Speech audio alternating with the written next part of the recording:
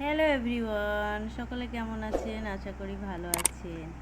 আমি একটা ঢ্যাঁড়সের রেসিপি নিয়ে হাজির হয়েছি। প্রথমে একটি পাত্রে কালো সর্ষে, সাদা সর্ষে নিয়েছি, তার মধ্যে জল অ্যাড করেছি। কিছুক্ষণ এটা রেখে দেব। তারপর ঢ্যাঁড়স কেটে নিয়েছি, দেখুন এইভাবে কাটতে হবে।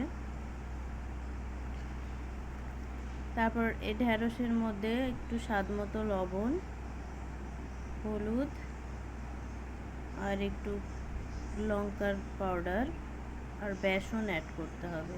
তারপর ভালো করে এটা মিক্সড করতে হবে। মিক্সড করা হয়ে গেছে। এবার গ্যাসটা অন করেছি, একটা কড়াই চাপিয়েছি, তার মধ্যে সর্ষের তেল অ্যাড করেছি। এবার ওই ঢ্যাঁড়সগুলো আমরা ফ্রাই করে নেব। খুব বেশি ফ্রাই করব না, এপিট ওপিট নাড়িয়ে দিতে হবে ভালো করে। ফ্রাই করা আমাদের প্রায় হয়ে গেছে, এবার তুলে নেব।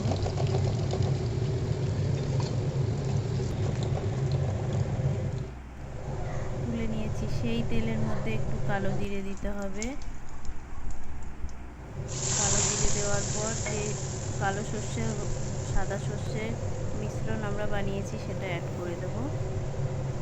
তার মধ্যে একটু হলুদ পাউডার, একটু কাশ্মীরি লঙ্কার পাউডার অ্যাড করে ভালো করে নাড়িয়ে দেব।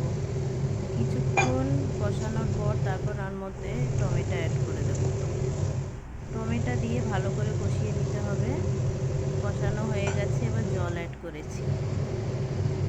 যখন এটা ফুটে উঠবে তারপর আমরা ভেন্ডিগুলো অ্যাড করে দেবো এর মধ্যে। অ্যাড করা হয়ে গেছে, এবার ভালো করে নাড়িয়ে দিতে হবে।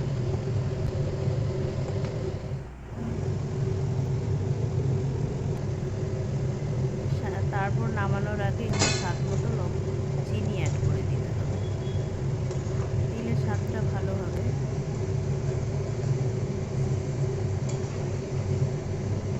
দেখুন তৈরি হয়ে গেছে আমাদের একটা ঢ্যাঁড়সের নিরামিষ রান্না।